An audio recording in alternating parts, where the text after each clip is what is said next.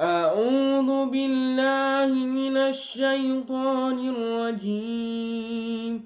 بسم الله الرحمن الرحيم.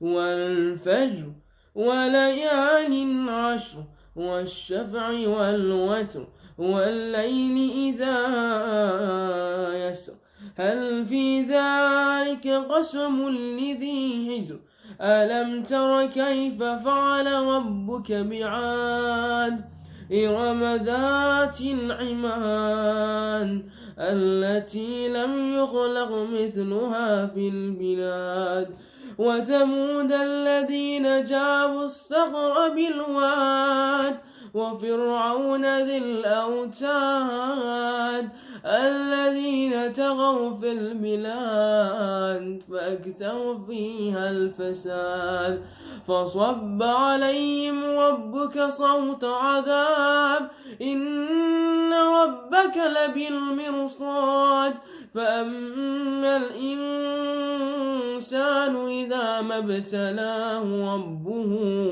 ربه فأكرمه ونعمه فيقول ربي أكرمن وأما إذا ما ابتلاه فقدر عليه رزقه فيقول ربي أهانن كلا بل لا تكرمون اليتيم ولا تحاضون على طعام المسكين وتأكلون التراث أكلا لما وتحبون المال حبا جما كلا إذا دكت الأرض دكا دكا وجاء ربك والملك صفا صفا وجيء يومئذ بجهنم يومئذ يتذكر الإنسان وأنى له الذكرى يقول يا ليتني قدمت لحياتي فيومئذ لا يعذب عذابه أحد ولا يوثق وثاقه أحد يا أيتها النفس المطمئنة ارجعي إلى ربك راضية مرضية فادخلي في عبادي وادخلي جنتي صدق الله العلي العظيم. محمد وآل محمد صلوات اللهم صل على محمد وآل محمد وعجل فرجه. چلے آؤ کرب و بلا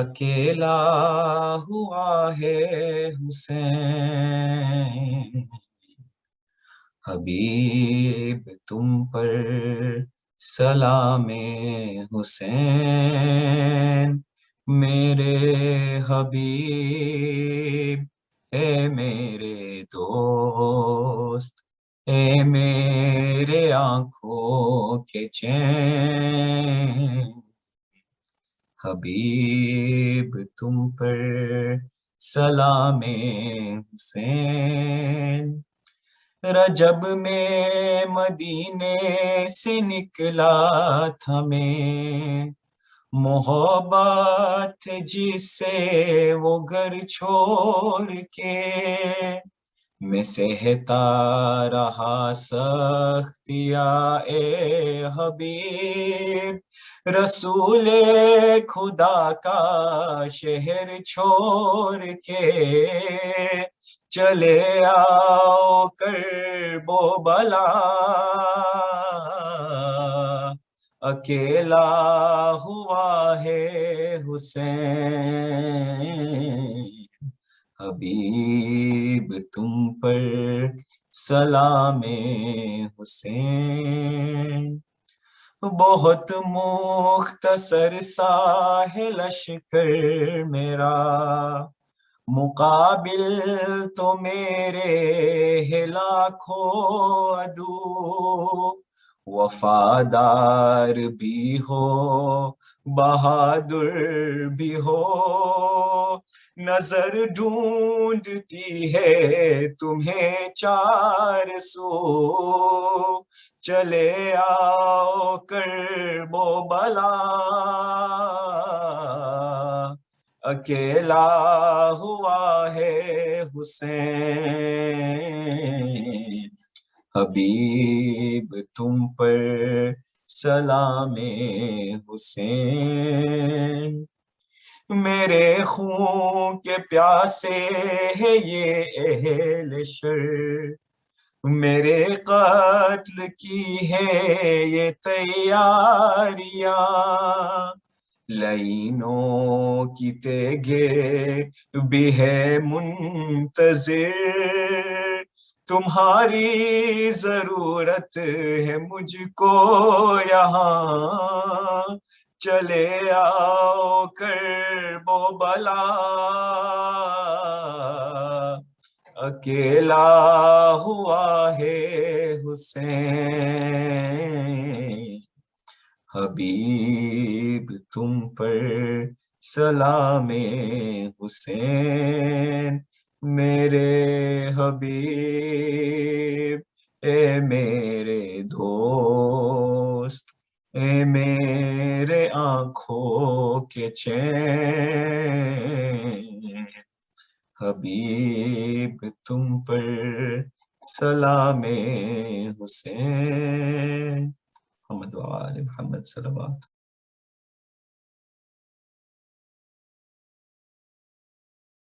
صلی علی محمد و آل محمد وعجل فرجہ۔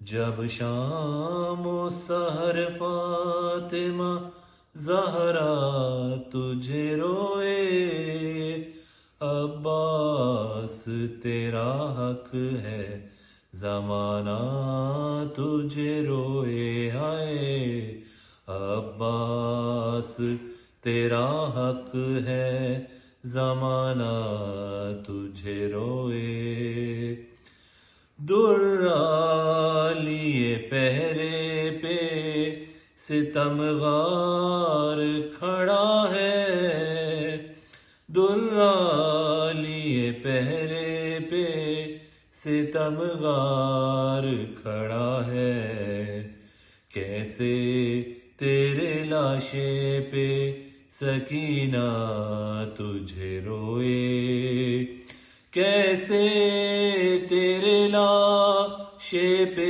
سکینہ تجھے روئے، عباس تیرا حق ہے زمانہ تجھے روئے، جس وقت اٹھایا نہ گیا لاش جواں کا، جس وقت اٹھایا نہ گیا لاش جواں کا، شے اس گھڑی اکبر سے زیادہ تجھے روئے، شے اس گھڑی اکبر سے زیادہ تجھے روئے، عباس تیرا حق ہے زمانہ تجھے روئے، زینب نے کہا شام غریباں میں غازی، زینب نے کہا شام غریباں میں غازی، بے پردہ مجھے دیکھ کے بابا تجھے روئے، بے پردہ مجھے دیکھ کے بابا تجھے روئے عباس تیرا حق ہے زمانہ تجھے روئے سجدے کے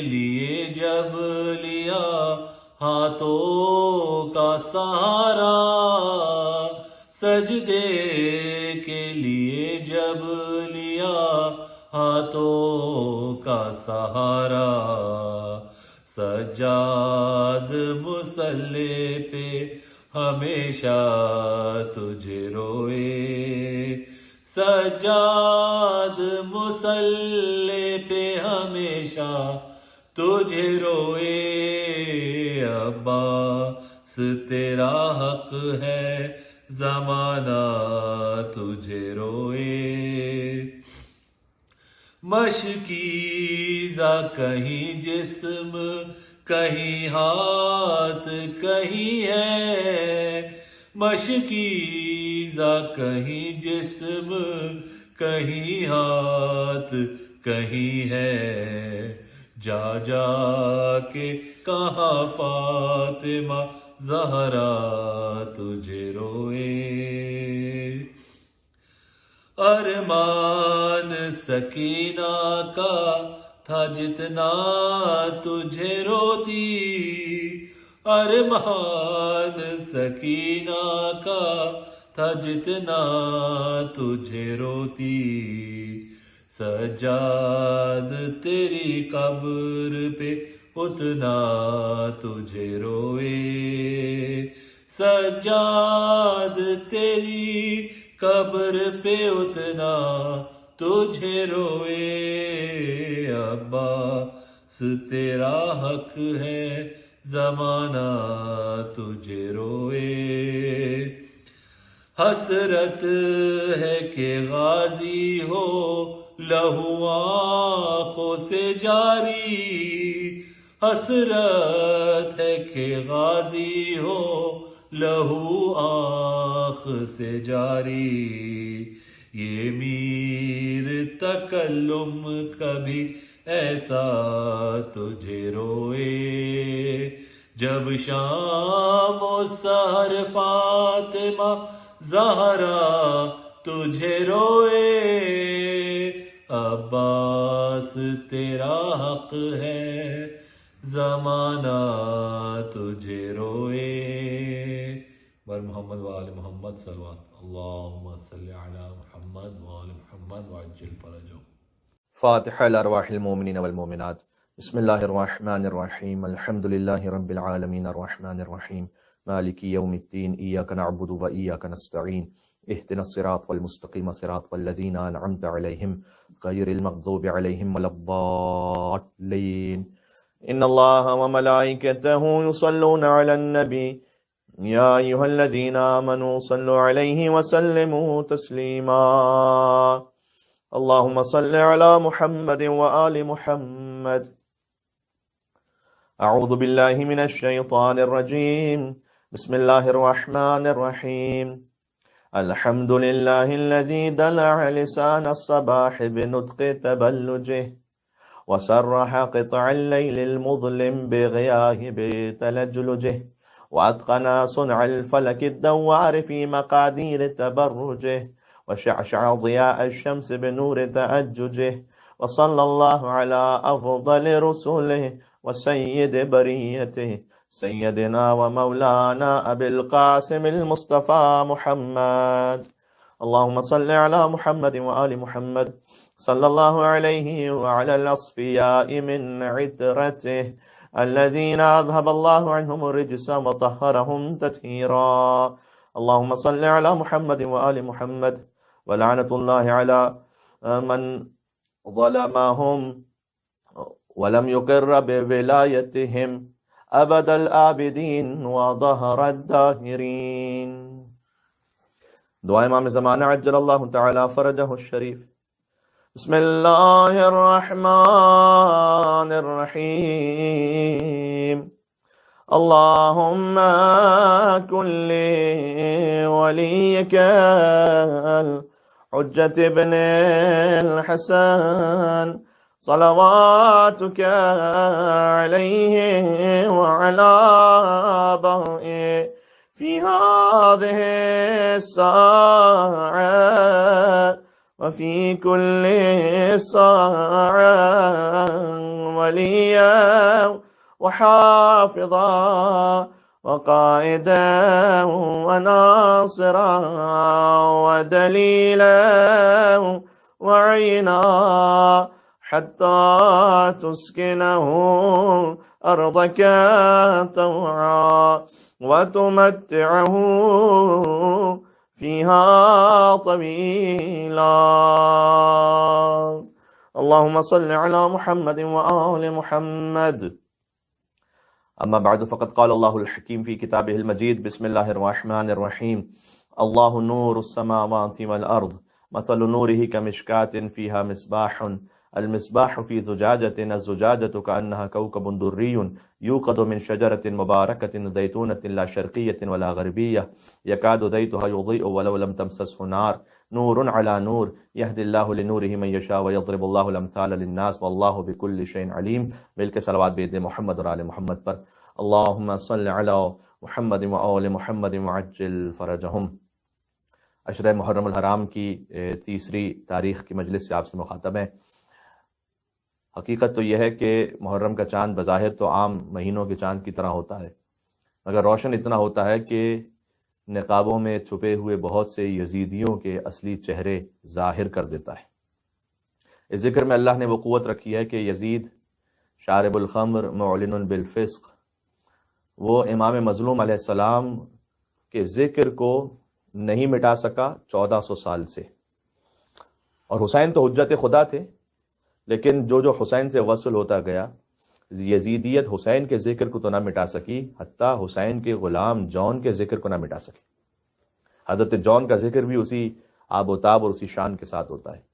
اور جون تو پھر بھی اللہ سبحانہ وتعالیٰ نے انسان خلق کیے، لیکن یزیدیت امام حسین علیہ السلام سے منسوب اس سواری کے ذکر کو نہ مٹا سکی جسے ہم ذوالجناح کہتے ہیں اور جس پر امام حسین علیہ السلام سوار ہوتے تھے. یعنی حتیٰ وہ جانور بھی کہ جو اب عبداللہ حسین علیہ السلام کے ساتھ وفادار بن گیا، اللہ نے اس کے ذکر کو بھی زندہ رکھا 1400 سال سے.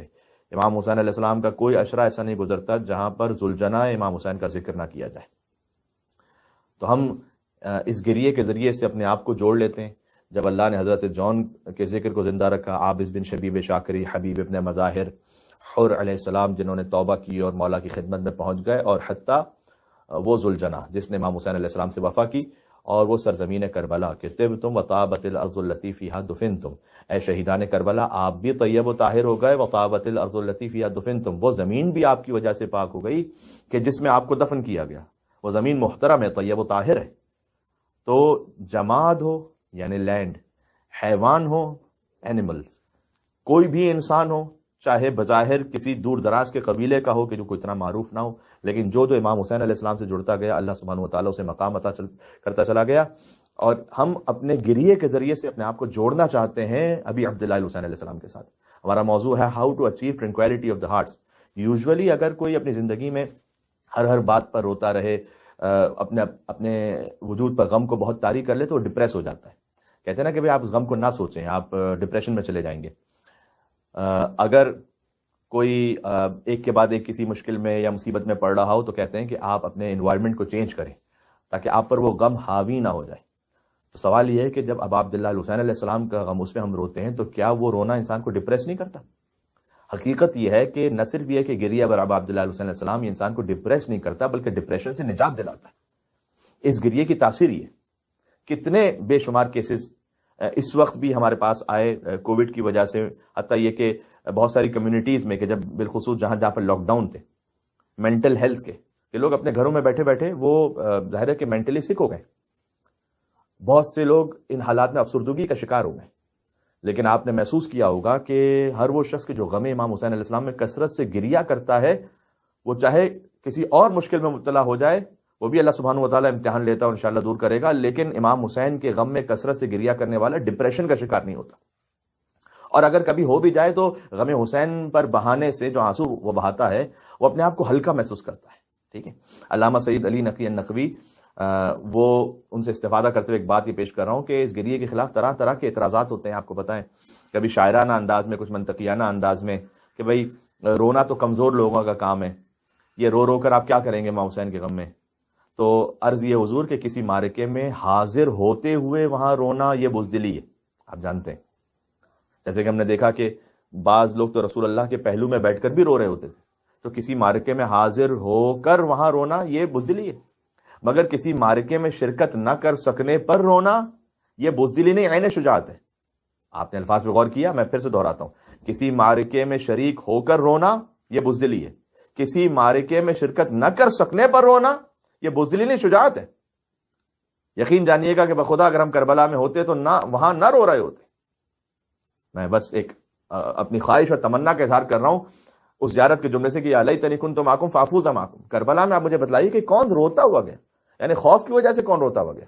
بریر حمدانی کیا روئے، حبیب ابن مظاہر کیا وہاں روئے، مسلم ابن اوسجہ وہاں پر کیا رو رہے تھے کہ میں کیوں اس جگہ پر ہوں. بلکہ وہ تو یہ کہہ رہے تھے کہ اگر خدا 1000 مرتبہ بھی ہمیں زندگی عطا کرے اور 1000 مرتبہ ہمارے جسموں کو کاٹ دیا جائے اور ہمارے جسموں کو جلا دیا جائے، تب بھی اے ابا عبداللہ الحسین ہم آپ کا ساتھ نہیں چھوڑیں گے. فرزندان عقیل ہیں، فرزندان جعفر ہیں.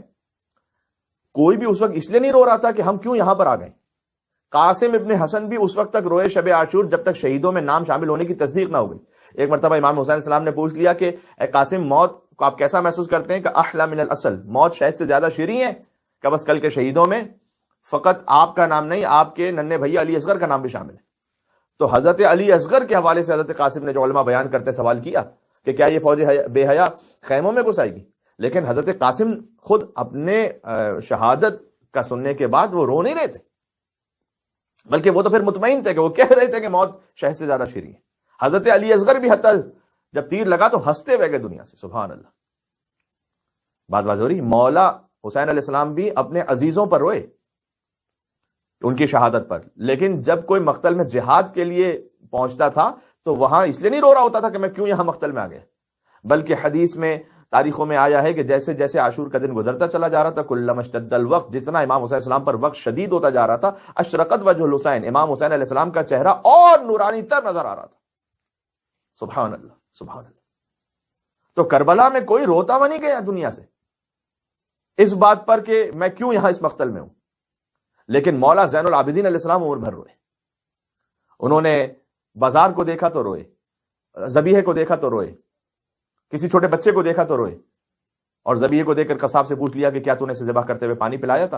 اور اس نے کہا کہ فرزند رسول جب تک کہ میں نے 3 مرتبہ پانی نہ پلا لیا، آپ کی شریعت کا ماننے والا ہوں، آپ کے جد کی شریعت کا، اس وقت تک میں نے ذبح نہیں کیا. اور امام کربلا کا رک کر کے کہتے ہیں السلام علیک یا ابا عبداللہ، کہ بابا مدینہ کے جانور بھی پیاسے ذبح نہیں ہوتے، اور آپ کو 3 دن کا بھوکا پیاسا وہاں مارا گیا. بازار کو دیکھتے تھے تو بازار شام کو یاد کر کے روتے تھے، الشام الشام الشام کہتے تھے. تو امام سجاد علیہ السلام روئے اس لیے کہ اب ان کے نگاہوں کے سامنے ان کی بابا کی شہادت کے مناظر تھے سارے. تو کوئی وہاں مقتل میں ہوتے ہوئے نہیں رویا اس بات پر کہ میں کیوں یہاں پر ہوں.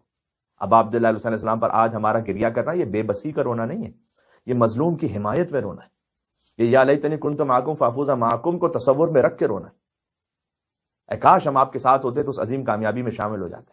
کل ہم نے مولا حسین علیہ السلام کی زیارت رجبیہ کے فقرے پڑھے تھے آپ کے سامنے کہ صلی اللہ علیہ عدد ما فی علم اللہ، اے مولا آپ پر اتنے سلام ہو کہ جو فقط خدا کے علم میں. لبیک داعی اللہ، اے اللہ کی طرف بلانے والے لبیک. یہ اس انداز سے رونا ہے. ان کان لم یجب کا بدن عند استغاثت کا، مولا اگر میرا بدن آپ کو جواب نہیں دے سکا حل من مغیث یغیثنا کی صدا پر، ولسان عند استنصار کا، اور میری زبان آپ کی نصرت اس وقت نہیں کر سکی، فقط اجابک قلبی وسمعی وبصری، تو آج میرا دل، میری سماعت، میری بصارت آپ کو جواب دے رہی ہے. سبحان اللہ. حضرت مرحوم علامہ رشید ترابی صاحب علی اللہ مقامہ وہ فرماتے تھے کہ کربلا کے بعد اگر کوئی عام گھرانہ ہوتا نا، اتنے مصائب جس پر آئے ہوتے تو وہ مرتد ہو جاتا، اتا وہ دین کو چھوڑ دیتا، اس کا خدا سے یقین ہی اڑ جاتا. دیکھیں بڑے ایک اہم پہلو کی طرف اب نشاندہی کرنا چاہتے ہیں. ذرا سی کوئی مشکل یا مصیبت آتی ہے ہم کہتے ہیں پتہ نہیں خدا ہے کہ نہیں. خدا اگر ہے تو وہ میری مدد کو کیوں نہیں پہنچتا. بہت سے لوگ کہتے ہیں کہ مطلب ہمارا تو یقین اٹھتا چلا جا رہا ہے. اگر کوئی عام گھرانہ ہوتا جس پر اس سے بہت کم بھی مصائب آئے ہوتے، وہ دیندار رہتا ہی نہیں، مرتد ہو جاتا، اس کا خدا کی وجود سے یقین ہی اڑ جاتا. خدا اگر ہوتا تو کیا یہ سب کچھ ہو رہا ہوتا ہمارے ساتھ؟ لیکن یاد رکھیے گا اب عبداللہ حسین علیہ السلام کا لاشا پامال ہو گیا، ان کا سر اقدس نو کے نیزہ پر بلند ہو گیا، ان کی خواہر کی چادر چھین لی گئی، تب بھی خواہر حسین تھی کہ جو دربار عبید اللہ ابن زیاد میں کہہ رہی تھی کہ ما رأیت الا Jamila, I did not see anything but beauty. سبحان اللہ، سبحان اللہ، یہ واقعا معراج ہے عرفان کی، توکل پر خدا کی معراج ہے۔ جو مصائب ہم پر آئے، انہوں نے جو ظلم کیا، اس ظالمین کو ان کا حساب دینا ہے، لیکن اگر اپنے وجود کے اعتبار سے ہم دیکھیں کہ خدا نے جو ہمارا امتحان لیا اور ہمیں منتخب کیا، I did not see anything but beauty، حسن و جمال کے سوا ہم نے کچھ دیکھا ہی نہیں۔ عزیزوں، یہ آسان منزل نہیں ہے، یہ واقعی عصمت کبریٰ اور عصمت صغریٰ کی منزل ہے کہ جس ماں کے 7 اور 8 برس کے اون و محمد، ان بچوں کے سر کاٹ دیے گئے ہوں ماں کے سامنے، وہ بھی خدا کی طرف سے کہے کہ میں نے سوائے حسن خوبی کے اور کچھ نہیں دیکھا، واقعا قلم ٹوٹ جاتا ہے، یہاں پر زبانیں گم ہو جاتی ہیں کہ اب کوئی کہے تو کیا کہے اس بی بی کی عظمت کے بارے میں۔ یا اللہ، بی بی آپ یہ کیوں فرماتی ہیں کہ ما رأیت الا جمیلا، ہم نے سوائے حسن و جمال کے کچھ نہیں دیکھا، جبکہ آپ کے سامنے 18 بنی ہاشم ذبح ہو گئے، بی بی آپ کو بے ردا کر دیا گیا، سکینہ زندان شام میں مر گئیں۔ بی بی کا جواب یہ ہوگا کہ چونکہ ہمارا مقصد اتنا عظیم تھا کہ ہم خدا کی توحید کے عقیدے کو اور میرے نانا رسول اللہ صلی اللہ علیہ وآلہ وسلم کی نبوت کے عقیدے کو اور میرے بابا علی ابن ابی طالب علی مرتضیٰ کی ولایت کے عقیدے کو ہم زندہ رکھنا چاہتے تھے، اور یہ قیامت تک زندہ رہے گی، تو ما رأیت الا جمیلا، اس خاطر جو کچھ ہم نے حسن خوبی کے سوا کچھ نہیں دیکھا۔ یا اللہ، حسین کی شہادت کے بعد اصول دین بھی امر ہو گئے اور فروع دین کو بھی حیات جاویدانی مل گئی۔ بہت مشہور واقعہ ہے کہ امام زین العابدین علیہ السلام سے کسی نے پوچھا تھا کہ آپ کے بابا کو فتح ہوئی یا شکست ہوئی، اور امام نے کہا کہ ذرا نماز پڑھ کر آ، پھر جواب دیتا ہوں، اور نماز پڑھ کر آیا تو اس نے کہا کہ مولا جواب دیجیے گا۔ امام نے کہا جواب مل گیا۔ کہ مولا بھی تو آپ نے کچھ کہا ہی نہیں، کہ یہ کیا ہے جو تو نماز پڑھ کر آ رہا تھا؟ اشہد انک قد اقمت الصلاۃ وآتیت الزکوٰۃ۔ سبحان اللہ، سبحان اللہ۔ یہ خانوادہ عصمت و طہارت، مل کے صلوات بھیجے گا نام ابا عبداللہ علیہ السلام، ان کی خواہر بی بی زینب سلام اللہ علیہا پر، اللہم صلی علی محمد وعلی محمد۔ کسی خاندان پر ان مصائب کا میں نے کیا عشر عشیر بھی آ جاتا تو وہ پورا قبیلہ خدا کا منکر ہو جاتا۔ یہ ہمارے لیے بہت بڑی سمجھنے کی بات ہے عزیزوں، لیکن وہاں تو ان کی زبان پر فقط یہ فقرہ تھا کہ الہی رضا بقضائک و تسلیما لامرک، پروردگار تیری رضا کے سامنے راضی ہیں، سر تسلیم خم ہے۔ یہ خود عصمت ابا عبداللہ علیہ السلام کی دلیل ہے۔ بغیر عصمت کے اتنا عظیم الشان رتبہ اور اتنا عظیم الشان صبر ممکن ہی نہیں۔ جناب فرحت عباس شاہ صاحب پاکستان کے ایک شاعر ہیں، بہت خوبصورت مصرے انہوں نے کہے، دل صبر کے منبر پہ بٹھایا کہ خدا ہے، یعنی امام حسین علیہ السلام نے اس صبر کو اس عظیم معراج پہ پہنچا دیا کہ حسین کے صبر کو دیکھ کر یقین آتا ہے کہ خدا ہے۔ سبحان اللہ، دل صبر کے منبر پہ بٹھایا کہ خدا ہے، اور شکر کو اعزاز بنایا کہ خدا ہے۔ یا اللہ، اس عالم میں بھی حسین جو شکر کر رہے ہوں، احمدہ فی السراء والضراء، پروردگار سختی اور آسانی سب دونوں حالتوں میں تیرا شکر کرتا ہوں، حمد و ثنا کر رہا ہوں۔ حسین علیہ السلام کے شکر کو دیکھ کے یقین آتا ہے کہ خدا ہے۔ یقین جانیے کہ بعض ایتھسٹ ایسے ہیں جو کہتے ہیں کہ ویسے ہم خدا کے وجود پہ قائل نہیں ہو پاتے، لیکن کیا کرے، کربلا کی جب قربانی دیکھتے ہیں تو پھر سمجھ میں آتا ہے کہ ایسی قربانی اسی وقت دی جا سکتی ہے کہ جس اپنے خدا پر اتنا یقین ہو کہ اس کے سامنے اس کا 6 مہینے کا بچہ مارا جا رہا ہو، لیکن وہ کہے کہ ہون لی الامر، میرے لیے یہ امر آسان ہو گیا اس لیے کہ مجھے یقین ہے کہ خدا دیکھ رہا ہے۔ اب اس سے بڑھ کے خدا کی دلیل کیا ہوگی؟ دل صبر کے منبر پہ بٹھایا کہ خدا ہے، اور شکر کو اعزاز بنایا کہ خدا ہے۔ اکبر کے لہو سے کیا توحید کو تحریر، اکبر کے لہو سے کیا حسین نے توحید کو تحریر، اصغر کی شجاعت سے بتایا کہ خدا ہے۔ خدا نہ ہو تو کون اپنے 6 مہینے کے بچے کو قربان کرے گا؟ واحد ایک جذبہ جس کی خاطر انسان اپنے 6 مہینے کے بچے کی قربانی صبر کر لے اس پر، بلکہ راضی بر رضا رہے، وہ عقیدہ وجود ہے پروردگار ہے، وہ قادر مطلق کے وجود کا عقیدہ ہے، واجب الوجود کے وجود کا عقیدہ ہے۔ اکبر کے لہو سے کیا توحید کو تحریر، اصغر کی شجاعت سے بتایا کہ خدا ہے، قاسم کی شہادت سے کیا ریت کو گلشن۔ سبحان اللہ، قاسم کی شہادت سے کیا ریت کو گلشن، بکھرے ہوئے پھولوں میں دکھایا کہ خدا ہے۔ اب آپ جوڑتے جائیے گا اپنے آپ کو انشاءاللہ عقیدہ توحید سے وصل کرتے جائیے گا۔ ٹرنکویلٹی اور پیس کے لیے جس انسان کا خدا پہ یقین بڑھتا جائے گا، اتنا اس کے دل کو قرار اطمینان آتا جائے گا، چاہے شدید ترین مصائب میں ہو۔ حسین سے بڑھ کے کسی کے مصائب نہیں ہو سکتے، لیکن حسین سمجھا رہے ہیں بکھرے ہوئے پھولوں میں دکھایا کہ خدا ہے۔ زینب کا بیاں لہجہ علی صوت خداوند، سبحان اللہ، زینب کا بیاں لہجہ علی صوت خداوند، زینب نے زمانے کو سنایا کہ خدا ہے۔ ایک سجدے سے تبدیل کیا شاہ نے منظر، ایک سجدہ فقط۔ حضرت علامہ اقبال نے بھی ہم اور آپ جیسے انسانوں کے لیے کہا تھا کہ یہ ایک سجدہ جیسے تو گرا سمجھتا ہے 1000 سجدوں سے دیتا آدمی کو نجات، یعنی ایک خدا کے سامنے جھک جاؤ، تمہیں ہر ایک کے سامنے جھکنے کی ضرورت نہیں پڑے گی۔ یا اللہ، ایک سجدے سے تبدیل کیا شاہ نے منظر، تب موت نے اندازہ لگایا کہ خدا ہے۔ ایک عجیب سی بالیدگی روح میں پیدا ہو گئی ہے ذکر امام حسین السلام کا، یہ معجزہ ہے واقعاً۔ وہ سجدہ تو ایسا ہوا اللہ وہ سجدہ، جب سامنے ایسے نظر آیا کہ خدا ہے۔ قیاس تلک زندہ و جاوید شہادت، تم اب تو سمجھ جاؤ خدایا کہ خدا ہے۔ مل کے صلوات بھیج دیں ابا عبداللہ حسین السلام کی ذات گرامی پر۔ اللہم صلی علی محمد و آل محمد وعجل فرجہم۔ بات ہو رہی ہے۔ مقتل میں ملتا ہے کہ ابا عبداللہ حسین السلام کے ہاتھ میں جب شش محالی اصغر کو تیر لگا، بچہ داہنے کان سے بائیں کان تک ذبح ہو گیا۔ فرزند شیر خدا حسین ابن علی فرما رہے تھے، الہی ہون علی الامر، پروردگار یہ آسان ہو گیا، لانہ بعینک، اس لیے کہ میں جانتا ہوں کہ تیری نگاہوں کے سامنے یہ، اس سے بڑی توحید کہاں ہے۔ اس لیے ذکر امام حسین علیہ السلام قرآن میں سے قندیل کا گیا، شینڈیلیئر۔ میں آپ کے سامنے حدیث پڑھتا ہوں، آیت اور حدیث۔ یعنی امام حسین علیہ السلام وہ ہیں کہ جن کے ذکر سے یہ جو نور ہے نا، نور توحید، نور نبوت، نور اہل بیت، یہ سارے عالم میں روشنی پھیلتی ہے۔ اتنی قوت ہے اس ذکر میں۔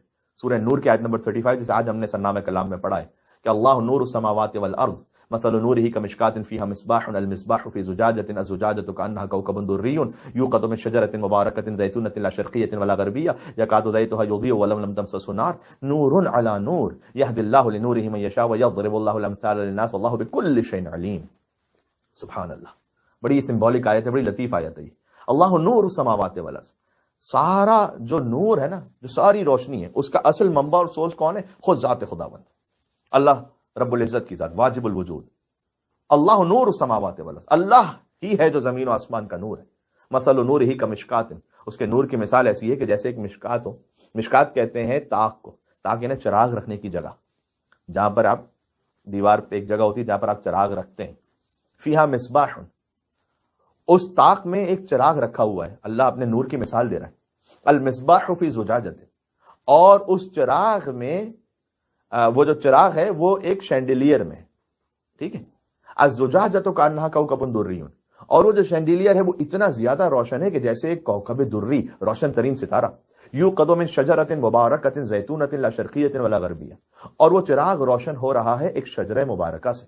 سبحان اللہ، زیتونۃ لا شرقیۃ ولا غربیہ، اور وہ شجرہ مبارکہ وہ دائمی ایسا رہنے والا ہے کہ نہ مشرقی ہے نہ مغربی ہے، ایسٹرن بھی نہیں ہے ویسٹرن بھی نہیں، وہ شجرہ مبارکہ بالکل صراط مستقیم پر ہے، نہ وہ ایسٹ پہ چلا جاتا ہے نہ ویسٹ پہ، نہ صراط مستقیم اللہ سبحانہ وتعالیٰ کی بارگاہ۔ یکاد زیتها یضیء ولو لم تمسسه نار، اور یہ چراغ روشن ہوتا رہے گا اگرچہ کہ اسے وہ سبب نہ بھی پہنچے، وہ نار نہ بھی پہنچے اس کے پاس، تب بھی وہ چراغ اپنی روشنی دیتا رہے گا۔ کیوں؟ نور علی نور، اس لیے کہ ایک نور کے اوپر دوسرا نور آتا رہے گا۔ یہدی اللہ لنورہ من یشاء، اللہ اپنے نور کی جسے چاہتا ہے ہدایت کرتا ہے۔ ویضرب اللہ الامثال للناس، اور اللہ انسانوں کو سمجھانے کے لیے یہ مثالیں بیان کرتا ہے۔ واللہ بکل شیء علیم، اللہ ہر شے پر آگاہ ہے۔ اب مجھے بتلائیے کہ کتنی تمثیلی آیت ہے کہ یہاں پر چراغ کون ہے، یہاں پر طاق کیا ہے جس پر چراغ رکھا ہوا ہے، یہاں اس چراغ کے بعد اس پر جو شینڈیلیئر ہے جس سے وہ روشنی پھیل رہی ہے آگے، وہ کون ہے؟ یہ آیت حل نہ ہو پاتی اگر ہمارے پاس صالح بن سہل حمدانی کی روایت نہ ہوتی، صادق علیہ محمد امام جعفر صادق علیہ السلام، اللہم صلی علی محمد وعلی محمد وعجل فرجہم۔ انہوں نے اس آیت کی تفسیر میں یہ بیان کیا کہ اللہ نور السماوات والارض، اللہ زمین و آسمان کا نور ہے۔ مثل نورہ کمشکاتن، اس کے نور کی مثال ایک طاق کی سی ہے، یہ طاق فاطمہ، سبحان اللہ، اللہم صلی علی محمد وعلی محمد۔ امام نے کہا کہ جہاں نور الہی کا چراغ رکھا ہوا ہے نا، چراغ رکھنے کی جگہ فاطمہ ہے۔ کاش بات کو پہنچا سکوں جیسے کہ میں محسوس کر رہا ہوں اپنے دل میں۔ بی بی کو چراغ براہ راست نہیں کہا گیا، چراغ رکھنے کی جگہ، یعنی وہ نہ ہو تو چراغ نہیں ہے، پھر وہ رکھا نہیں جا سکتا کہیں چراغ۔ وہ چراغ رکھنے کی جگہ کیا ہے؟ یعنی جہاں نور نبوت اور نور امامت آ کے مل جاتے ہیں جس بی بی پر۔ یہی ترجمہ ہے حدیث قصہ کے جملے کا کہ ہم فاطمہ و ابوہا و بعلہا و بنوہا۔ پھر مل کے صلوات بھیجتے ہیں محمد اور آل محمد پر، اللہم صلی علی محمد و آل محمد وعجل فرجہم، کہ یہ فاطمہ ہے اور یہ فاطمہ کے بابا ہیں اور یہ فاطمہ کے شوہر ہیں اور یہ فاطمہ کے بچے ہیں۔ نور نبوت اور نور امامت کا تعارف فاطمہ زہرا سلام اللہ علیہا سے۔ بیوی ہیں جو نبوت کے نور کو امامت کے نور سے ملا رہی ہیں. سبحان اللہ سبحان اللہ. تو پورا جو نور امامت ہے وہ سمٹ کر آ جاتا ہے کس مقام پر؟ کون سی وہ ہستی ہے کہ جہاں اللہ سبحانہ و تعالیٰ نے اس نور کو رکھا ہے؟ وہ بی بی سیدہ ہے. فیہا مصباح. پھر آیت آگے بڑھتی ہے کہ اس طاق میں ایک چراغ رکھا ہوا ہے. وہ سب سے پہلے چراغ کون ہے؟ امام جعفر صادق علیہ السلام نے فرمایا کہ الحسن، کہ اس روایت میں، اس آیت میں سب سے پہلے جو چراغ ہے وہ امام حسن مجتبی علیہ السلام ہے. ٹھیک ہے، جہاں نور امامت کو رکھا گیا بی بی سیدہ سلام اللہ علیہا. فی زجاجہ، اور وہ چراغ بھی ایک شینڈیلیئر میں ہے. دیکھیں لائٹ ہے، اس کی روشنی اتنی زیادہ نہیں ہوگی، لیکن جب وہ شینڈیلیئر میں ہے، وہ اس فانوس میں، تو اس کی روشنی پھیلتی ہے. فرمایا زجاجہ الحسین، امام حسین علیہ السلام ہے وہ فانوس، کہ سمجھایا چراغ امام حسن ہے، لیکن ذکر حسن بھی پھیلے گا ذکر حسین ابن علی سے. آج بات پہنچ سکے. جتنا پنجتن پاک میں امام حسین علیہ السلام کا ذکر ہوتا ہے، حتیٰ اتنا محرم الحرام میں مولا کائنات کا بھی اس انداز سے ذکر نہیں ہو پاتا. حالانکہ مولا کائنات افضل ہیں امام حسین علیہ السلام سے، امام حسن علیہ السلام افضل امام حسین علیہ السلام سے، لیکن سبحان اللہ سبحان اللہ. تو وہ جو فانوس ہے، اس فانوس سے روشنی پھیل رہی ہے اس پورے نور کی. وہ فانوس کون ہے؟ وہ امام حسین علیہ السلام. یہ ہے ذکر امام حسین. اور یہ سارا گھنانہ کانہا کوکب دریون. پھر فرمایا کہ یہ جو کوکب دری ہیں یہ پھر فاطمہ زہرا ہیں، کہ جو روشن ترین ستارے کی طرح ہیں، کہ بین النساء اہل دنیا، ساری دنیا کی خواتین کے درمیان سیدہ کونین وہ کوکب دری ہیں. کانت مریم سیدۃ نساء فی زمانہا اما ابنتی وہی فاطمہ سیدۃ النساء العالمین من الاولین والآخرین. فرمایا کہ مریم سلام اللہ علیہ فقط اپنے زمانے کی عورتوں کی سردار تھی، لیکن میری بیٹی فاطمہ اولین اور آخرین میں سے کوئی خاتون ایسی گزری نہیں کہ جو دائرہ سرداری فاطمہ زہرا سے باہر ہو. یو قطب شجرت مبارکت، اور اسے اس چراغ کو روشنی مل رہی ہے ایک شجرہ مبارکہ سے. پھر امام جعفر صادق السلام نے فرمایا کہ حضرت ابراہیم علیہ السلام کی نسل سے ہے یہ شجرہ مبارکہ. زیتونۃ لا شرقیۃ ولا غربیہ، نہ مشرقی ہے نہ مغربی ہے، نہ یہودیت کی طرف ہے نہ نصرانیت کی طرف ہے. یکاد زیتھا یضیء، بلکہ یہ ہمیشہ روشن ہوتا رہے گا، یعنی یکاد العلم ینفجر بھی. امام نے فرمایا اس کی تفسیر یہ ہے کہ اس شجرہ مبارکہ سے تمہیں ہمیشہ علم ملتا رہے گا. وَلَوْ لَمْ تَمْسَسْهُ النَّارٌ، چاہے تم انہیں خلافت نہ بھی دو، بہت اہم، چاہے تم انہیں ان کا حق نہ دو، تب بھی اپنے علم سے تمہیں محروم نہیں کریں گے، علم عطا کرتے رہیں گے. یہاں تک کہ تاریخ میں بہت سے یہ کہتے ہوئے چلے جائیں گے کہ اگر علی نہ ہوتے تو ہم ہلاک ہو جاتے. کیوں؟ نور علی نور. ایک امام کو تم شہید بھی کر دو، تب بھی اگلا امام آ کر اپنا نور دیتا رہے گا، اس لیے کہ نور علی نور، ایک کے بعد ایک اور نور آتا رہے گا. سبحان اللہ. اور اللہ جیسے چاہتا ہے اپنے نور کی ہدایت کر دیتا ہے، اور یعنی اپنی حجتوں کی طرف ہدایت کر دیتا ہے، اور خدا ہر شے کا علم رکھنے والا ہے. اس لیے امام حسین علیہ السلام کی زیارت میں السلام علیکم ایھا النور الساطع، سبحان اللہ، جس کے وجود اثر سے نور طلوع ہوتا ہے اس پر سلام، یعنی جہاں سے نور چلتا ہے آگے. روایت میں ہے کہ کوئی شخص امام حسین علیہ السلام کی آنکھوں میں آنکھیں ڈال کر دیکھ نہیں سکتا تھا، بات نہیں کر سکتا تھا، اس لیے کہ اتنا نور آتا تھا کہ متکلم کی آنکھیں چندیا جاتی تھی. یہ ایک ان کے وجود اثر کا نور ہے اور ایک ان کے ذکر کا نور ہے. انوار کی دنیا کا ولی ابن ولی ہو، لازم ہے کہ وہ شخص حسین ابن علی ہو. سبحان اللہ. انوار کی دنیا کا ولی ابن ولی ہو، لازم ہے کہ وہ شخص حسین ابن علی ہو. جو صورت و کردار محمد کی شبیہ ہو، لازم ہے کہ وہ شخص حسین ابن علی ہو. قدموں سے قضا لپٹی ہو، چہرے پہ ہنسی ہو. کون ہے ایسا تاریخ میں؟ قدموں سے قضا لپٹی ہو، چہرے پہ ہنسی ہو. لازم ہے کہ وہ شخص حسین ابن علی ہو. میدان میں کرار ہو، منبر پہ نبی ہو. لازم ہے کہ وہ شخص حسین ابن علی ہو. خود رسم وفا جس کے قبیلے سے چلی ہو، لازم ہے کہ وہ شخص حسین ابن علی ہو. 6 ماہ کا بچہ بھی اداؤں میں علی ہو، لازم ہے کہ وہ شخص حسین ابن علی. عزیزوں، آپ اور ہم انشاءاللہ زیارت عاشورہ کے ذریعے سے اپنے رشتے کو مضبوط کر سکیں اب عبداللہ حسین اسلام کے ساتھ. ٹھیک ہے. ایک شخصیت تھے آیت اللہ شاہ آقا آبادی.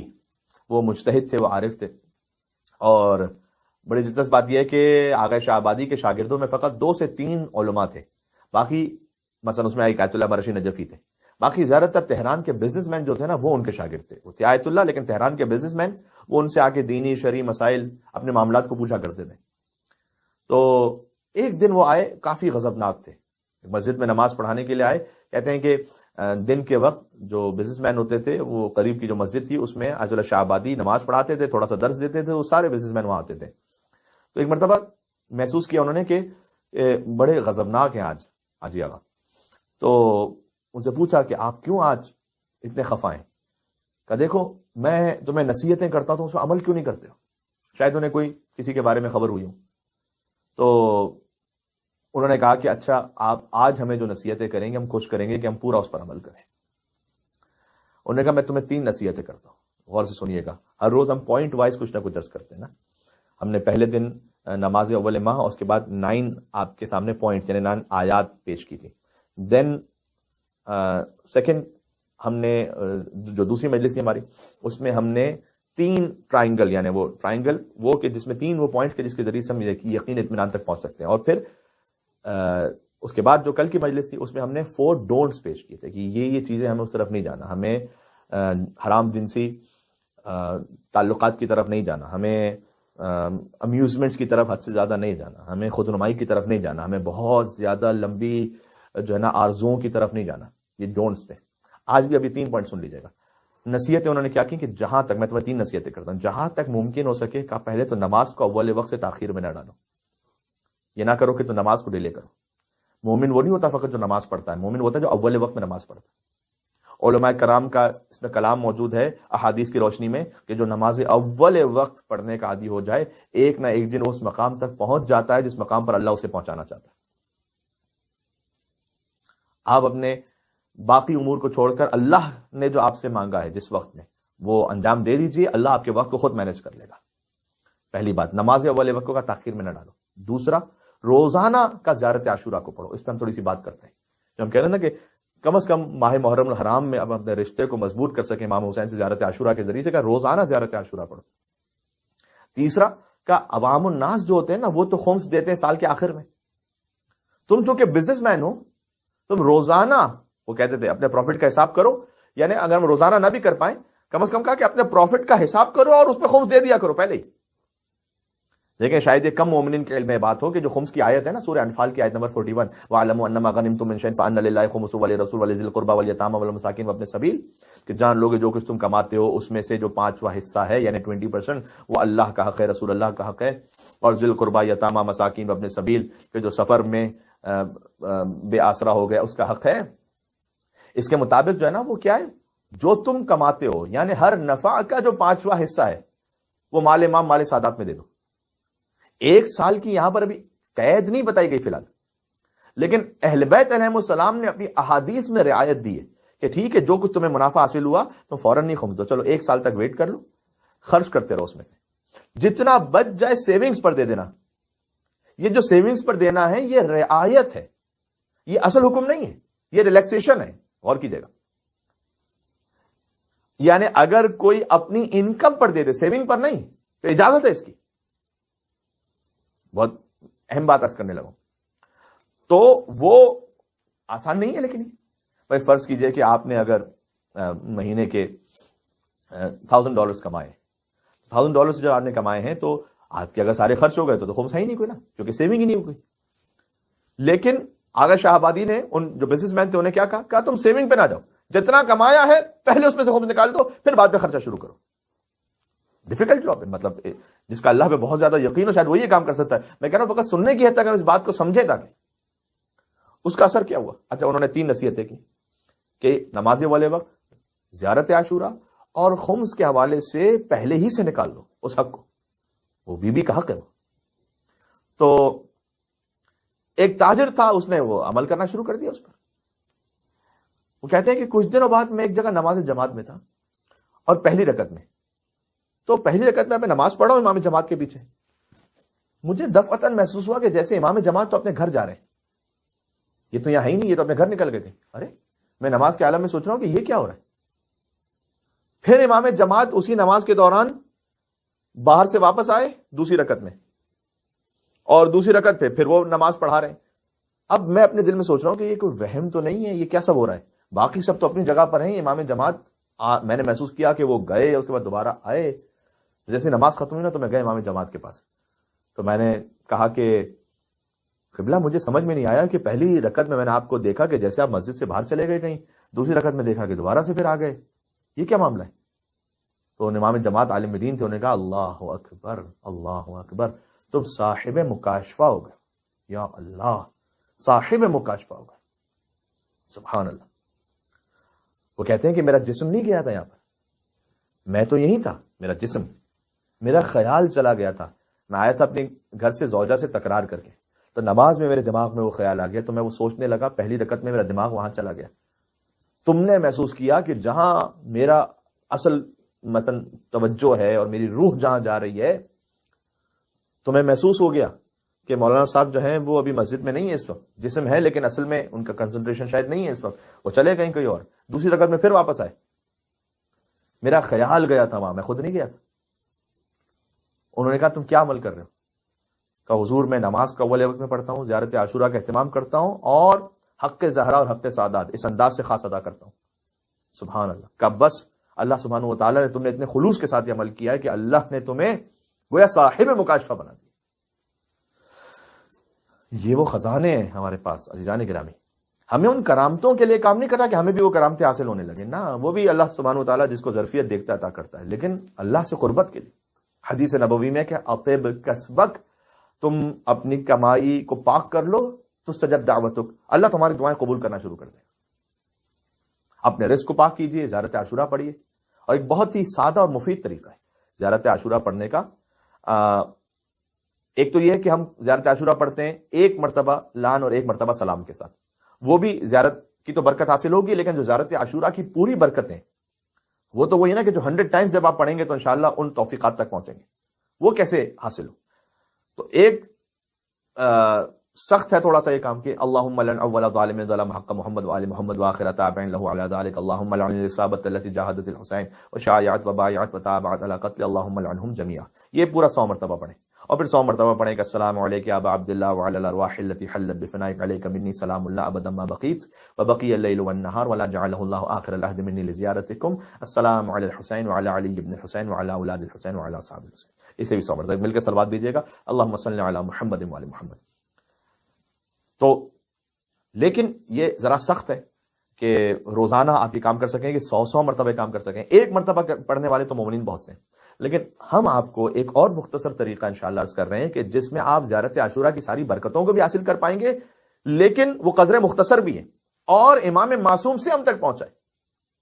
صحیح ہے انشاءاللہ۔ کتاب الشفاء الصدور فی شرح زیارت العاشور جو لکھی آیت اللہ حاج مرزا ابو الفضل نے، اس کتاب کے فٹ نوٹس پر آیت اللہ سید علی موحد ابتحی انہوں نے امام علی النقی الہادی علیہ الصلوۃ والسلام اللہم صلی علی محمد وعلی محمد سے روایت کی کہ اگر زیارت عاشورہ کو اس طرح پڑھ لیا جائے کہ اللہم لعن اول ظالم ظلم حق محمد وآل محمد، بہت غور سے سنیے گا، وآخر تابع له على ذلك اللہم لعن العصابۃ التي جاہدت الحسین وشایعت وبایعت وتابعت على قتل، یہاں تک آپ نے پڑھا، پھر 100 ٹائمز فقط اس جملے کو دہرانا ہے کہ اللہم لعنہم جمیعا، اللہم لعنہم جمیعا، اللہم لعنہم جمیعا، 100 مرتبہ فقط آپ اس جملے کو دہرائیں، ٹھیک ہے؟ اور اس طرح سے درود و سلام میں بھی السلام علیک یا ابا عبداللہ وعلی الارواح التي حلت بفنائک علیک منی سلام اللہ ابدا ما بقیت وبقی اللیل والنہار ولا جعلہ اللہ آخر العہد منی لزیارتکم، دین 100 ٹائمز فقط اس جملے کو دہرائیں کہ السلام علی الحسین وعلی علی ابن الحسین وعلی اولاد الحسین وعلی اصحاب الحسین،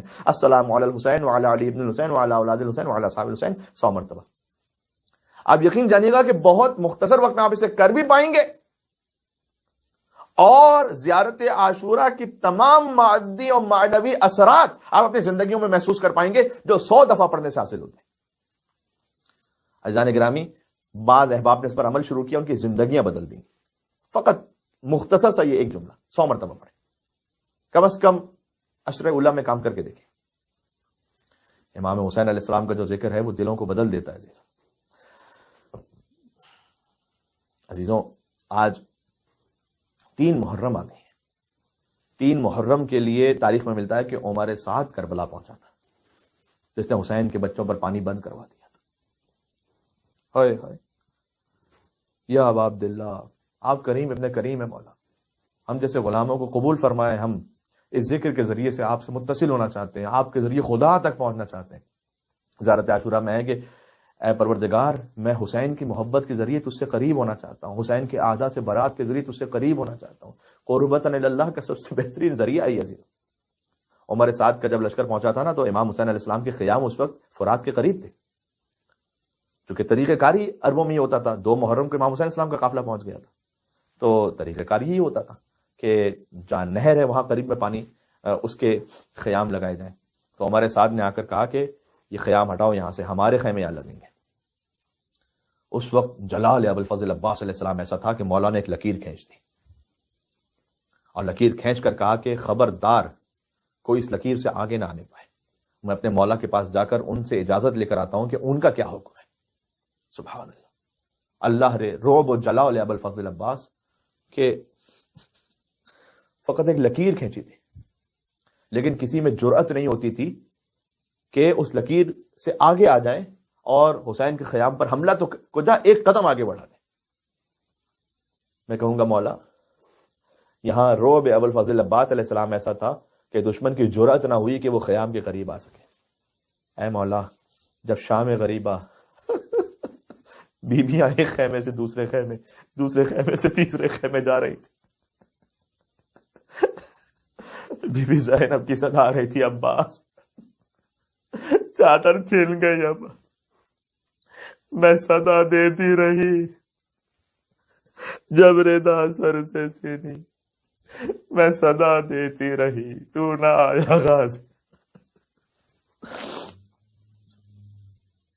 اس وقت امام علیہ السلام کے پاس جا کر ابو الفضل عباس علیہ السلام نے کہا کہ مولا آپ کا کیا حکم ہے؟ مولا نے کہا کہ عباس قناتیں کھول دو، خیمے ہٹا دو۔ امام حسین نہیں چاہتے تھے اس وقت کے زمانہ یہ لکھے کہ جنگ پانی پر ہوئی تھی، اگر وہیں پر جنگ شروع ہو جاتی تو بہت مورخ کے لیے آسان تھا ٹویسٹ کر دینا، تو کہتا کہ ہاں نہیں پانی کے معاملے پر دونوں لشکروں کا جھگڑا ہو گیا۔ نا، امام حسین السلام شہادت عظمیٰ کے متمنی تھے، کام عظیم قربانی دیں گے، عباس خیمے ہٹا لو۔ بس حکم امام آ گیا، جتنا ابو الفضل عباس اسلام میں جلال تھا وہ سب انہوں نے کہا قربان حکم ابا عبداللہ علیہ السلام پر۔ یہ ہے اطاعت امام۔ اب عباس فقط شجاع یا جلال کی حیثیت میں مشہور اور معروف نہیں ہونے چاہیے، بلکہ امامت کے سامنے سر تسلیم خم ہو جانا، یہ سب سے بنیادی ترین فضیلت ہے ابو الفضل عباس علیہ السلام کی۔ مولانا کا عباس ہم نہیں چاہتے کہ زمانہ یہ کہے کہ پانی پر جنگ ہوا، اگرچہ کہ خود مولا حسین علیہ السلام نے یہ زمین 40,000 درہم میں 14 مربع میل خریدی تھی، یعنی حسین کو اپنی زمین سے نکالا جا رہا تھا، لیکن مولا نے کہا ہم یہ قربانی دیں گے۔ اب یزید کے لشکر آتے رہے اور پھر جہاں پر آج خیمہ گاہ کربلا میں وہاں امام حسین علیہ السلام کے خیمے لگے ہوئے تھے۔ آپ جانتے ہیں وہاں سے فرات کتنا دور ہے، چاروں طرف سے حسین کے خیموں کو گھیر لیا گیا اور کم از کم 30,000 کا لشکر پہنچ گیا۔ کم از کم ہے 30,000 تو طے شدہ ہے کتابوں میں کہ 30,000 کا یزید کا لشکر تھا، اور ایک طرف 72 شہیدان کربلا، یا اگر تعداد میں وہ دیکھیں کہ جو حملہ اولا میں بھی شہید ہوئے انہیں ملا کر دیکھیں تو 125، ایک طرف 125 کا لشکر، ایک طرف کم از کم 30,000، زیادہ سے زیادہ تعداد 9 لاکھ تک لکھی، اور اس کی شاید وجہ یہ ہو سکتی ہے کہ ممکن ہے کہ اطراف و اکناف میں کثیر تعداد جمع کر کے رکھی ہو کہ جب ضرورت ہوگی تو ہم بلا لیں گے۔ تو جو اس وقت میدان میں سامنے موجود تھا وہ 30,000 کا لشکر تھا، اور ایک کے بعد ایک جب یزید کا لشکر جو ہے وہ آنا شروع ہوا، کبھی عمر سعد کی قیادت میں، کبھی شیور کی قیادت میں، کبھی خولی کی قیادت میں۔ عزیزان آپ جانتے ہیں نا کہ آج مجھے حسین کے بچپن کے دوست حبیب ابن مظاہر کا ذکر کرنا،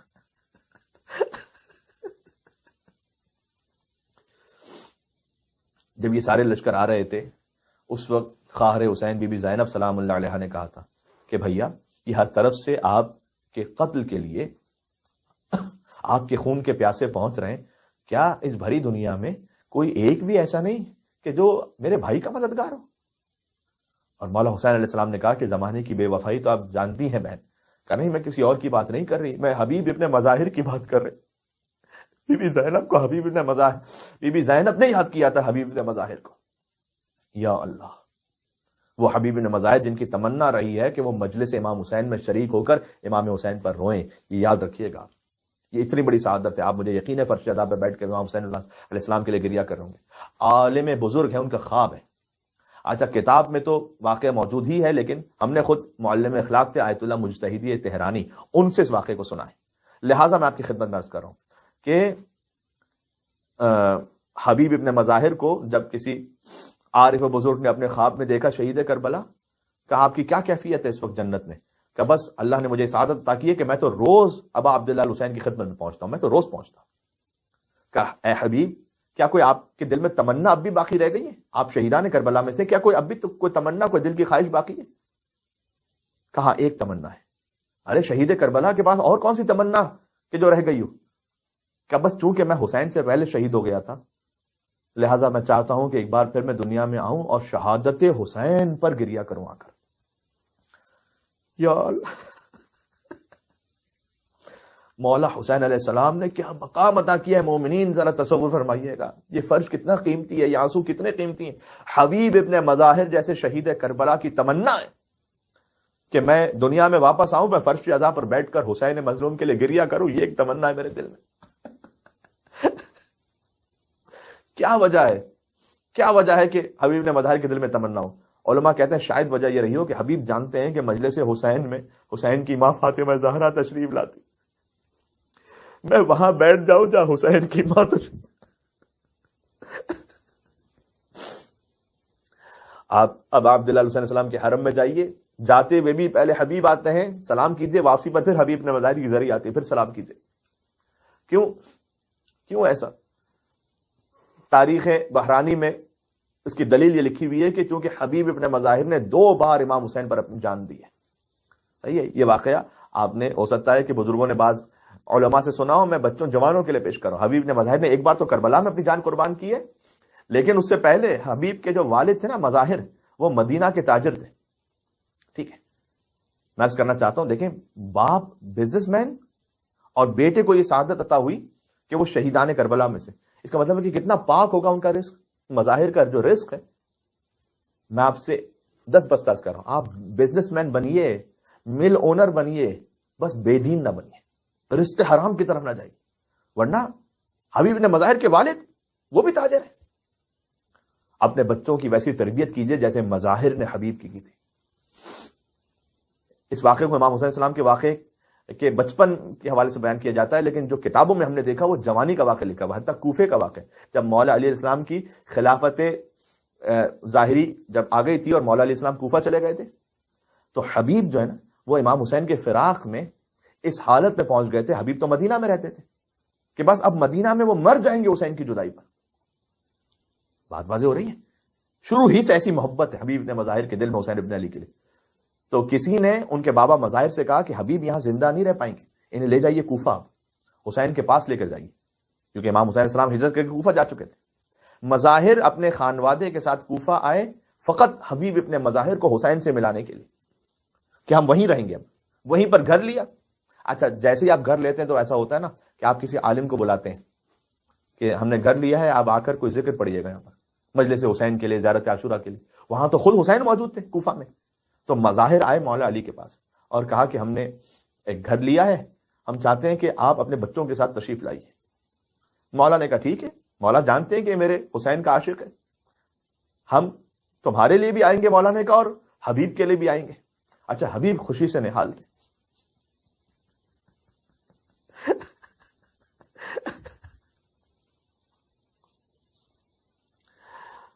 جب مولا حسین تشریف لانے والے تھے نا، کہ میں دور سے دیکھوں گا اپنے مولا حسین کو. جیسے ہی مولا میرے گھر سے گلی میں داخل ہوں گے تو حبیب ابن مظاہر اس نیت سے کہ میں دور ہی سے اپنے مولا کو سلام کروں گا، دیوانہ وار بھاگتے ہوئے وہ چھت پر گئے. یا اللہ. اچھا، امام حسین کو آتے ہوئے دیکھا، لیکن فرط اور جذبات میں اس عالم میں کہ حبیب اپنے آپ کو چھت پر سنبھال نہیں سکے اور چھت سے گرے اور حبیب نے جان دے دی. اللہ اکبر. اب مظاہر وہ دیکھ رہے ہیں کہ میرا حبیب وہ چھت سے گرا، جان دے دی حبیب نے. جنازے کو فوراً ایک حجرے میں رکھا، جیسے عاشور پر مولا حسین نے خیمہ بنایا تھا. مظاہر نے اپنے بیٹے حبیب کے لاشے کو ایک حجرے میں رکھ دیا.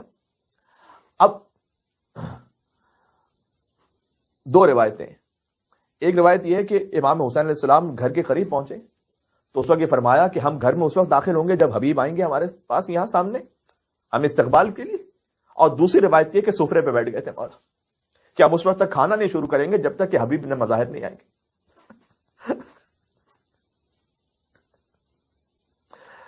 ایک مرتبہ سفرے پہ بیٹھے ہوئے مولا علی، امام حسن، امام حسین علیہ السلام، مظاہر آگے بڑھے، ہاتھ دھلانا شروع کیا، مولا علی علیہ السلام کا ہاتھ دھلایا، امام حسن امام حسین کی طرف بڑھے، کہا نہیں، مولا علی نے کہا نہیں، میرے بچوں کے ہاتھ یہ، حالانکہ امام حسن امام حسین کا آداب کے خلاف ہے نا، مظاہر حبیب کو بلاؤ، وہ میرے بچوں کے ہاتھ دھلوائیں گے۔ تو کہا مولا مجھے اجازت دیں، نہیں بتلانا چاہتے تھے، کیا صبر ہوگا مظاہر کا بھی، نہیں بتلانا چاہتے تھے کہ ابھی حبیب تو دنیا سے گزر گئے، کہا نہیں۔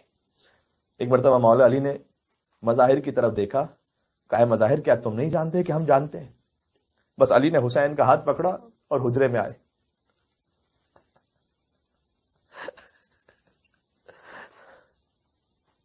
ایک مرتبہ حسین مظلوم آگے بڑھے، اس وقت حبیب کے سر کو اپنی گود میں رکھا، کہا حبیب تمہارا دوست، تمہارا امام تم سے کہہ رہا ہے کہ پلٹ آؤ حبیب، نہ جاؤ ابھی۔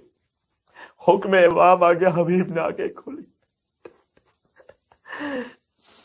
یہ سر پھر عاشور کے دن حسین کی گود میں پہنچے گا، جب حبیب ابن مظاہر زخمی ہو کر ذوالجلال گھوڑے سے زمین پر گرے۔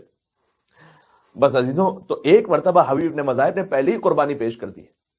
اب اس واقعے کے بعد وقت گزرتا گیا، 61 ہجری کا محرم آ گیا، حسین کربلا پہنچ گئے، لیکن اب بھی ایک ناصر حسین باقی ہے۔ بی بی زینب کہتی ہیں کہ بھیا میں کسی اور کی نہیں بات کر رہی، میں حبیب ابن مظاہر کی بات کر رہی ہوں، انہیں تو خط لکھ کر بلائیے گا۔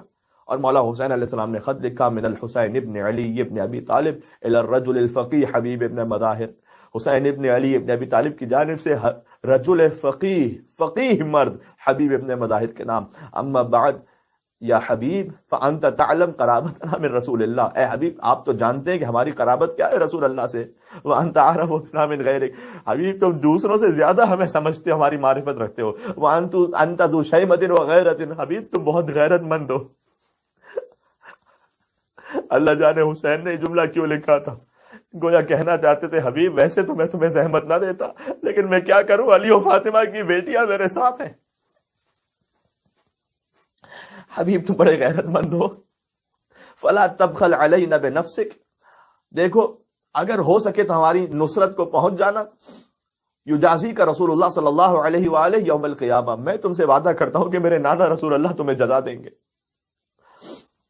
ٹھیک ہے، حبیب ابن مظاہر آپ جانتے ہیں کہ جیسے ہی دق الباب ہوا اس وقت حبیب جو قاصد آیا تھا نا، تو حبیب کھانا تناول فرما رہے تھے، لقمہ گلوگیر ہوا، کہتے ہیں کہ اپنی زوجہ سے کہ لگتا ہے کسی بھوکے نے یاد کیا، لگتا ہے کسی پیاسے نے یاد کیا۔ ایک مرتبہ دروازہ کھولا، دیکھا قاصد سامنے موجود ہے، آقا حسین کا خط ہے، ارے میرے مولا حسین علیہ السلام کا خط آیا ہے، آنکھوں سے لگایا چوبا، پڑھا، لکھا ہوا تھا کہ حبیب اگر ہو سکے تو ہماری نصرت کو پہنچو، زمانہ بڑا سخت ہے، پتہ نہیں زوجہ سے بات کہوں نہ کہوں، کہتے ہیں زوجہ سے آ کر کہ حسین کا خط آیا ہے، مولا حسین نے بلایا ہے۔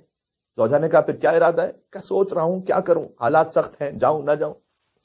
ایک مرتبہ زوجہ کو جلال آ گیا، اپنی چوڑیاں اتاری، اپنی چادر پھینکی، کہا حبیب یہ پہن لو میری چوڑیاں، آج وہ وقت آ گیا ہے کہ حسین تمہیں بلائے، تم سوچ رہے ہو کہ تم جاؤ گے یا نہیں جاؤ گے۔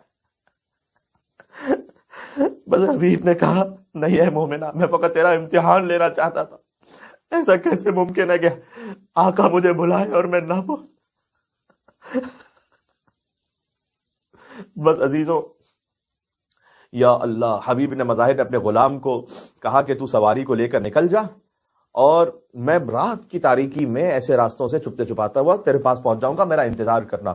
بس غلام جو ہے نا وہ سواری کو لے کر چلا اور ایک مقام پر رک گیا، بہت دیر ہو گئی، حبیب نہیں آئے، تو غلام جو ہے نا وہ گھوڑے کے گردن میں ہاتھوں کو ڈال کے کہہ رہا تھا کہ تو فکر نہ کر، اگر میرا آقا نہیں آیا نا تو میں خود تجھ پر سوار ہو کے جاؤں گا حسین کے پاس۔ ایک مرتبہ حبیب نے اس وقت تڑپ کے کہا کہ مولا آپ پر کتنی مظلومیت کا وقت آ گیا ہے، یہ غلام تک بھی چاہتے ہیں کہ آپ کے پاس مدد کے لیے پہنچے، یا اللہ۔ بس حبیب اور ان کے غلام یہ دونوں چلے، چلتے چلتے چلتے چلتے کربلا مولا، دور سے حسین کے خیام نظر آئے، آتے ہوئے حبیب نظر آ رہے تھے، کسی نے بی بی زینب سلام اللہ علیہا کو اطلاع دے دی کہ حسین نے خط لکھا حبیب نے مظاہر کو، حبیب آ رہے ہیں، بچپن کا دوست حبیب پہنچ گیا۔ کہتے ہیں حبیب ابن مظاہر نے دور سے مولا حسین کو اپنی طرف آتے ہوئے دیکھا، اپنے آپ کو گھوڑے سے زمین پر گرا دیا، حبیب کی داڑھی کربلا کی خاک پر گھس رہی تھی۔ عزیزو، یہ وہی بچپن کی ادا ہے جب حسین مدینہ کی گلیوں میں چلتے تھے تو حبیب حسین کی خاک اٹھا کر اپنے چہرے پر ملتے تھے۔ بس آج بوڑھے حبیب نے بوڑھے حسین کے لیے اپنے آپ کو زمین پر گرایا، اپنی داڑھی کو مس کرتے ہوئے زمین سے پہنچے۔ آقا حسین کی خدمت میں حسین نے غربت میں خط لکھا تھا، حبیب پہنچ گئے حسین کی نصرت کے لیے۔ آ کر کہتے ہیں اے آقا حسین، جب تک حبیب زندہ ہے اپنے آپ کو آپ غریب نہ کہنا۔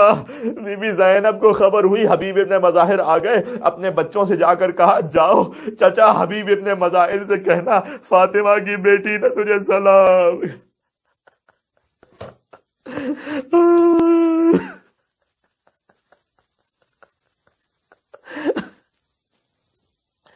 فاطمہ کی بیٹی نے تجھے سلام کہا ہے۔ حبیب نے کربلا کی خاک اپنے سر پہ ڈالی، کہا وائے ہو حبیب تجھ پر، آج یہ وقت آ گیا کہ فاطمہ کی بیٹیاں تجھے سلام کہہ لو۔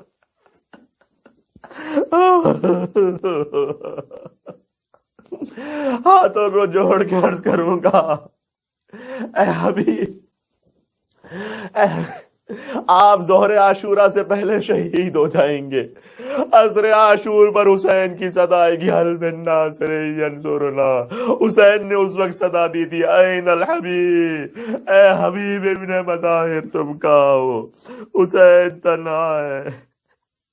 ایک روایت میں نے علماء سے سنی ہے کہ جب شہیدوں کے کٹے ہوئے سر کوفہ پہنچے تھے تو حبیب کا ایک نوجوان بیٹا تھا، اس نے دیکھا کہ بہت سارے سر ہیں یہاں پر، اس نے محسوس کیا کہ ارے یہ تو میرے بابا حبیب ابن مظاہر کا سر۔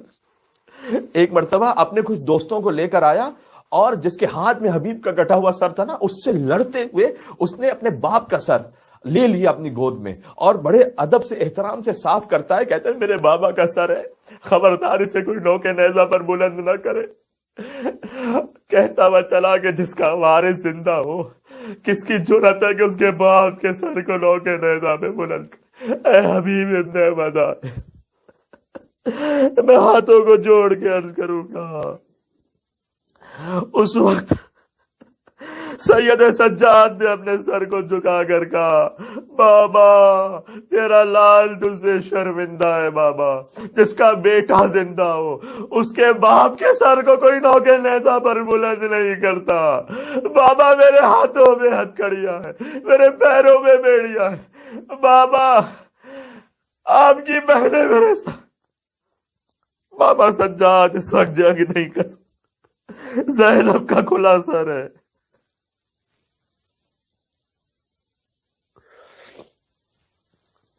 اپنے دلوں کو کربلا پہنچائیں، سب مل کے کہیں گے السلام علیک یا ابا عبد اللہ وعلى الأرواح التي حلت بفنائك، السلام على الحسين وعلى علي بن الحسين وعلى أولاد الحسين وعلى أصحاب الحسين یا حسین یا حسین یا حسین یا حسین۔ شبیر تیرا سجدہ سجدوں کی انتہا ہے، شبیر تیرا سجدہ سجدوں کی انتہا ہے، شبیر تیرا سجدہ سجدوں کی انتہا ہے، خون حسین سے ہی خون حسین سے ہی بنیاد لا الہ ہے، شبیر تیرا سجدہ سجدوں کی انتہا ہے، شبیر تیرا سجدہ سجدوں کی انتہا ہے کئی بار تیر اس کے ہاتھوں سے گرتے دیکھا کئی بار تیر اس کے ہاتھوں سے گرتے دیکھا کھاتا ہے خوف دیکھو کھاتا ہے خوف دیکھو اصغر سے حرملا ہے شبیر تیرا سجدہ سجدوں کی انتہا ہے شبیر تیرا سجدہ سجدوں کی انتہا ہے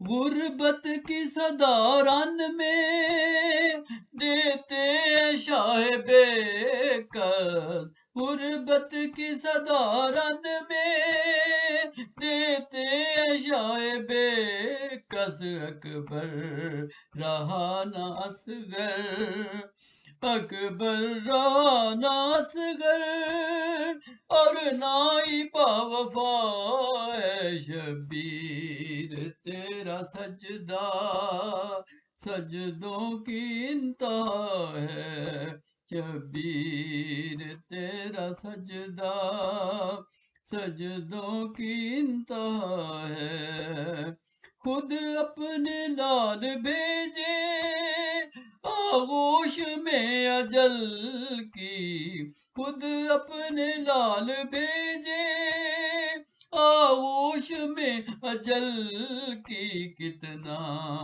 عظیم کربل کتنا عظیم کربل ماؤں کا حوصلہ ہے شبیر تیرا سجدہ سجدوں کی انتہا ہے شبیر تیرا سجدہ سجدوں کی انتہا ہے عباس تیرے سر نے دیکھا ہے کیسے منظر عباس تیرے سر نے دیکھا ہے کیسے منظر ایک نیزے سر بلند ہے ایک نیزے سر بلند ہے ایک نیزے پر ردا ہے شبیر تیرا سجدہ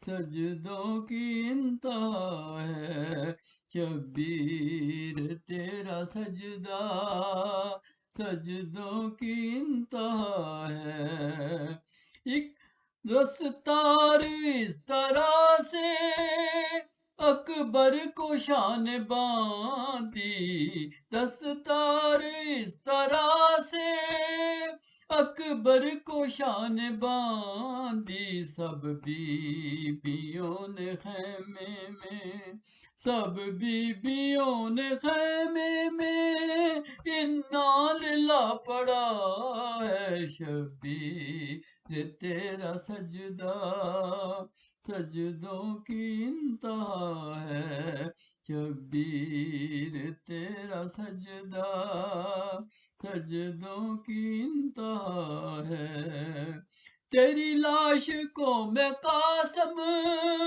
ڈھونڈوں کہاں کہاں پر تیری لاش کو میں قاسم ڈھونڈوں کہاں کہاں پر تنہا حسین رن میں تنہا حسین رن میں دیتا یہی صدا ہے شبیر تیرا سجدہ سجدوں کی انتہا ہے شبیر تیرا سجدہ سجدوں کی انتہا ہے بھائی کا پیار دیکھا جگ سے انوکھا شاہد بھائی کا پیار دیکھا جگ سے انوکھا شاہد ہونٹوں پہ نام زینب،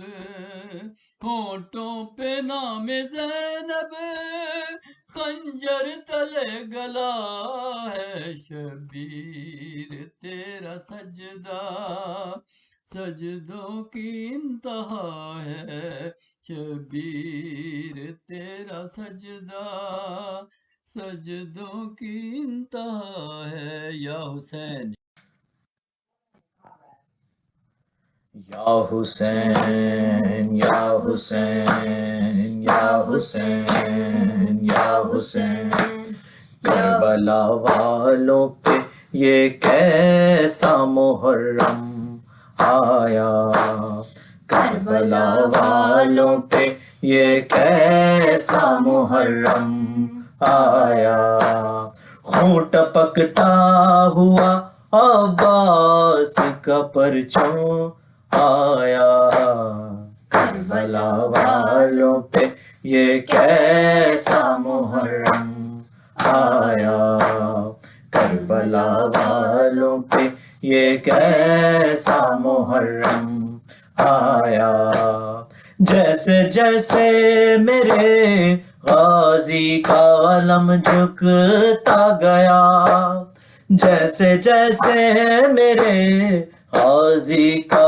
علم جھکتا گیا، پشت میں حضرت شبیر کے بھی خم آیا، خون ٹپکتا ہوا عباس کا پرچم آیا، کربلا والوں پہ یہ کیسا محرم آیا، کربلا دیکھ لے اسلام بچانے کے لیے، کربلا دیکھ لے اسلام بچانے کے لیے، ساتھ کنبے کو لیے وارث آدم آیا، خون ٹپکتا ہوا عباس کا پرچم آیا، کربلا والوں پہ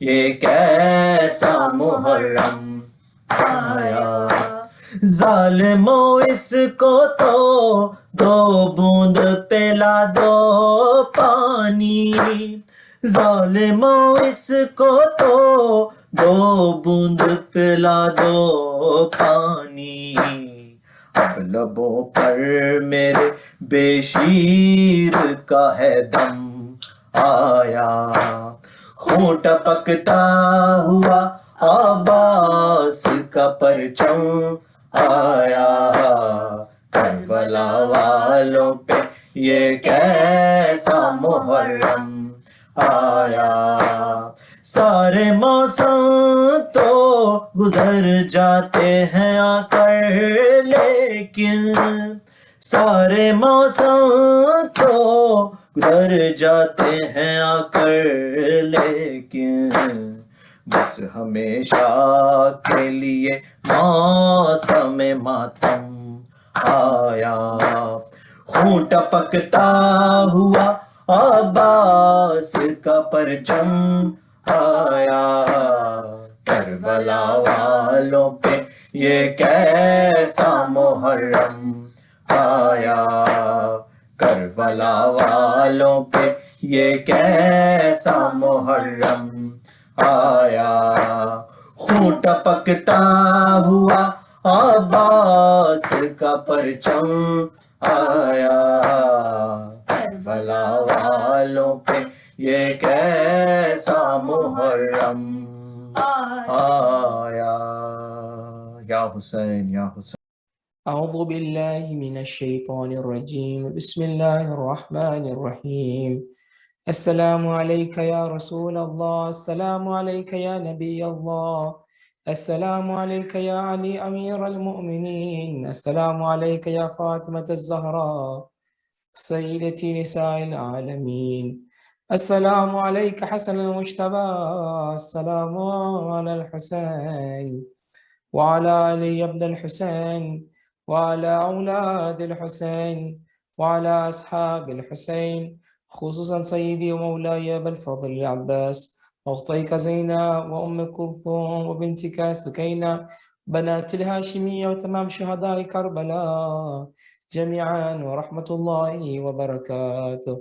السلام عليك علي زين العابدين، السلام عليك محمد الباقر، السلام عليك جعفر الصادق، السلام عليك موسى القاضل، السلام عليك علي الرضا، السلام عليك أختك فاطمة المعصومة، السلام عليك محمد تقي الجواد، السلام عليك علي النقي الهادي، السلام عليك حسن العسكري، السلام عليك مولانا صاحب العصر والزمان، خليفة الرحمن شريك القرآن كابة الإيمان، السلام عليك إمامنا وإمام الإنس والجان ورحمة الله وبركاته. اللهم كن لوليك الحجة ابن الحسن صلواتك عليه وعلى آبائه في هذه الساعة وفي كل ساعة وليا وحافظا وقائدا وناصرا ودليلا وعينا حتى تسكنه أرضك طوعا وتمتئه فيها طويلا برحمتك يا أرحم الراحمين. اللهم